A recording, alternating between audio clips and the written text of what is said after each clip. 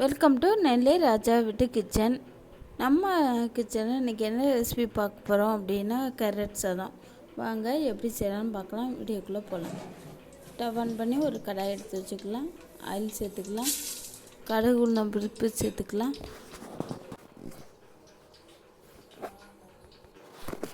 ஒரு table spoon வேர்க்கடலை சேர்த்துக்கலாம். உங்களுக்கு வேர்க்கடலை அதிகமாக சேர்க்கணுன்னாலும் நீங்கள் சேர்த்துக்கலாம். நான் கொஞ்சமாக தான் சேர்த்துருக்குறேன்.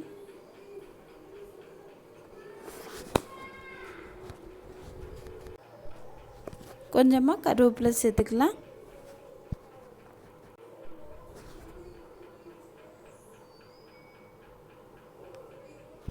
கொஞ்சமாக மிளகாய் சேர்த்துக்கலாம். ஒரு 3 எண்ணெய் கட் பண்ணி வச்சுருக்கேன், சேர்த்துக்கலாம். இந்த டைமில் உங்களுக்கு வெங்காயம் வேணால் சேர்த்துக்கோங்க. நான் இன்றைக்கி வெங்காயம் சேர்க்கலை. ஒரு சின்ன டீஸ்பூனுக்கு 1 டீஸ்பூன் மஞ்சள் தூள் சேர்த்துக்கலாம். சேர்த்துட்டு நல்லா கலந்து விட்டுடலாம். கேரட் நான் அந்தளவு துருக்கி வச்சுருக்கேன். இந்த டைமில் கேரட் சேர்த்துக்கலாம். கேரட் நல்லா ரெடியானது தான் நம்ம சாதம் நான் ரெடி பண்ணி வச்சுருக்கேன்.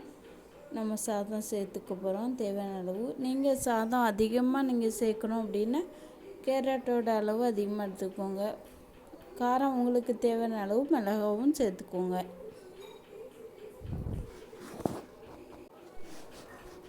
நல்லா ஒரு வாட்டி கலந்து விட்டுறலாம். தேவையான அளவு உப்பு சேர்த்துக்கலாம்.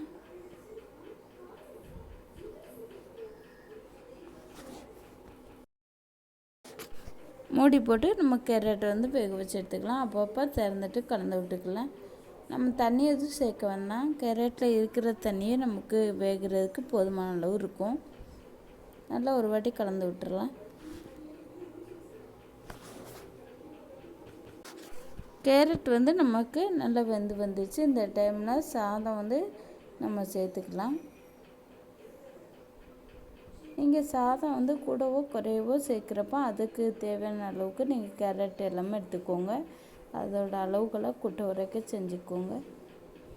இப்போ சாதத்துக்கு தேவையான அளவு உப்பு சேர்த்துக்கலாம். ஏற்கனவே ஆல்ரெடி நம்ம உப்பு சேர்த்துருக்குறோம். பார்த்துட்டு போதுமான அளவு மட்டும் சேர்த்துக்கலாம். மல்லியில் சேர்த்துட்டு நம்ம நல்லா கலந்து விட்டுடலாம்.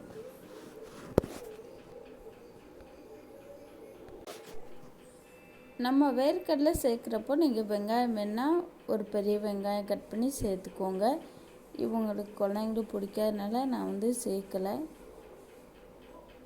அவ்வளோதாங்க. சூப்பரான டேஸ்டியான நமக்கு கேரட் சாதம் சூப்பராக ரெடி ஆயிடுச்சு. கேரட் சாதம் செய்கிறப்போ அதுக்கு இந்த மாதிரி முட்டையை வேக வச்சு மசாலா போட்டு நம்ம எடுத்து கொடுத்தோன்னா குழந்தைங்களும் விரும்பி சாப்பிடுவாங்க. வேர்க்கடலை நம்ம சேர்க்குறப்போ நான் கம்மியாக தான் இன்றைக்கி சேர்த்துக்கிட்டேன். எப்போதுமே அதிகமாக சேர்ப்பேன். வீட்டில் கம்மியாக தான் இருந்தது. நீங்கள் சேர்க்குறப்போ கொஞ்சம் அதிகமாக சேர்த்துக்கோங்க. இந்த ரெசிபி உங்களுக்கு பிடிச்சிருக்கு அப்படின்னா நம்ம நெல்லை ராஜாவோட கிச்சன் சேனலை சப்ஸ்கிரைப் பண்ணுங்கள், லைக் பண்ணுங்கள், பெல் பட்டனை ப்ளஸ் பண்ணுங்கள். அப்போ தான் நான் போடுற வீடியோ உடனுக்குடனே உங்களுக்கு சேரும். இதே போல் நீங்களும் கேரட் சாதம் செஞ்சு சாப்பிட்டு பார்த்து கமெண்ட்டில் சொல்லுங்கள். நன்றி, வணக்கம்.